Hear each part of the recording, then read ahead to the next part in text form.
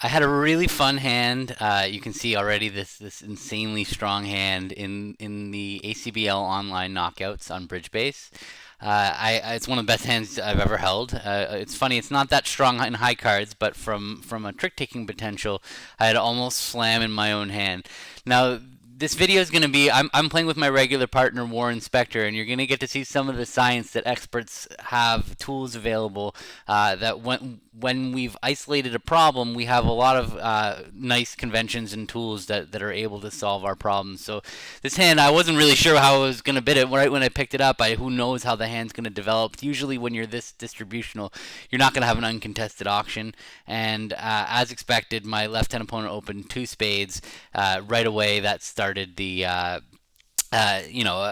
making it a little bit more difficult. So immediately I started thinking about how am I going to bid this hand if it goes two spades pass to me. Now I do have a tool available to me, something called Leaping Michaels. It's an expert tool used specifically over weak two bids.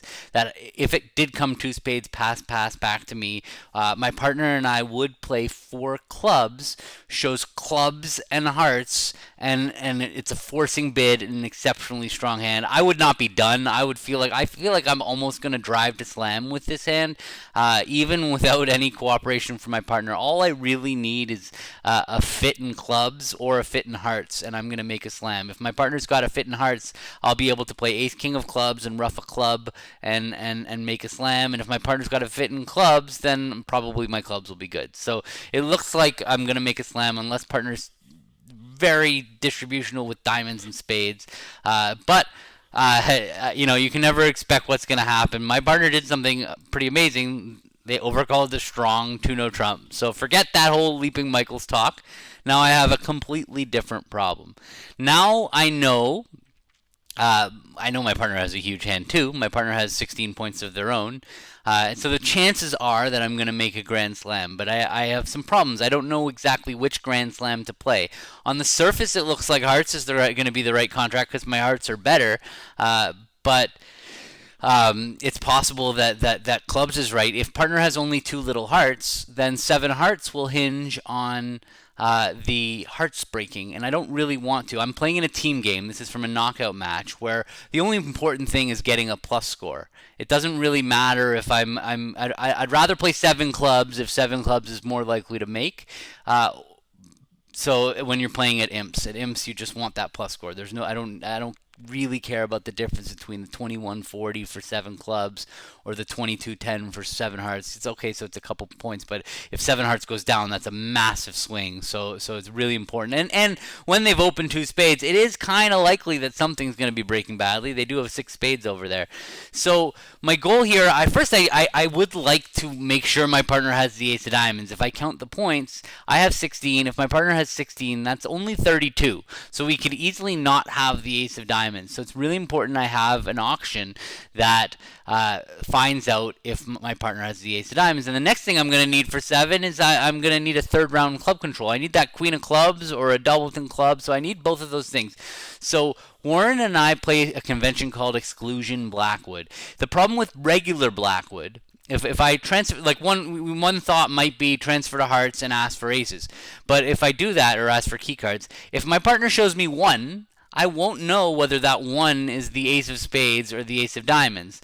But we play this tool called Exclusion Blackwood. Exclusion Blackwood is basically I want to ask my partner for how many key cards they have, but I don't want them to count the ace of spades as one of them.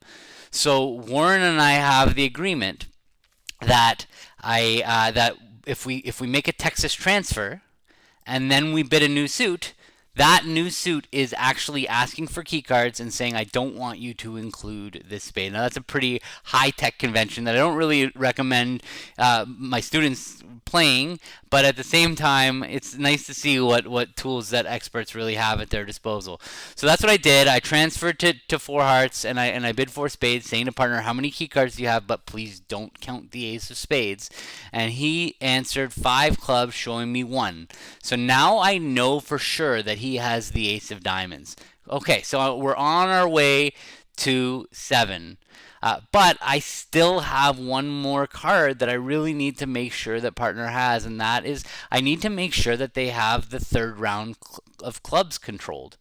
And so this is yet another tool that I had available that this is like really an expert level taking. It's after keycard Blackwood when we bid a new suit. We are actually asking our partner, do you have a third round control in this suit? It's going beyond the ace asking, beyond the king asking. So I got to bid 6 clubs, saying to my partner, do you have a third round control in clubs? And that's a really, obviously you can see from this hand how incredibly useful it is, but you'd be surprised at how often this actually comes up where you do need that third round control. Sometimes I might not have had 6 clubs, I might have had 5 clubs, and then I desperately need a third round control. With 6 of them, if my partner did have 3 clubs and didn't have the queen, we'd still have a chance to make 7 if the clubs would break, or perhaps if we'd end up taking a finesse into the preemptor. So, but when this is a common problem. So basically, our agreement as far as the asking for a third round control thingy is when you ask for key cards, and then you bid a new suit. That suit says, do you have a third round control in this suit? So Warren bids 6 spades. That's an interesting bid. That is telling me, yes, I have a third round control in clubs, and I also have the ace of spades. He knew that he hadn't shown me the ace of spades at the point where he bid 5 clubs because I specifically told him not to, but now he's letting me know he has it. That way, if I want to bid 7 no trump, that ace of spades is going to act as a stopper. So he's telling me, so now I have to decide what contract I want to play. I know he has a third round club control. I know he has the ace of spades, and I know he has the ace of diamonds. I know pretty much everything I need to know. So now the thing that I want to worry about is if I was playing in match point at this stage, I would probably I would be considering playing 7 no trump, but the problem is he may have a doubleton club, though he shouldn't, because the only reason that he would suggest the ace of spades is usually going to be because he is also thinking about no trump. And because I've asked for a third round control in clubs, the only reason that he would ever be thinking about bidding no trump is if he actually has the queen of clubs. Because a doubleton club, there's 2 types of third round club control. He could have a doubleton, or he could have the queen of clubs. And if he had a doubleton club, no trumps would never ever be a part of the picture. So if he had a doubleton club over 6 clubs, he would have just jumped to 7 hearts. So when he bid 6 spades, I was assuming he had the queen of clubs, and so I was actually strongly considering at this point just bidding 7 no trump, or 7 hearts.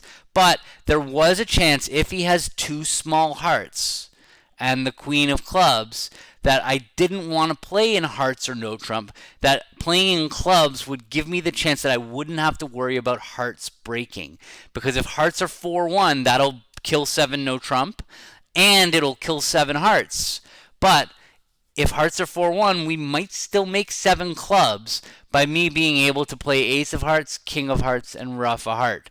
So that's what I decided eventually. Okay, I'm going to bid 7 clubs, and that ended the auction. And they let a spade, and you can take a look at my partner's hand. He had exactly what I thought he had.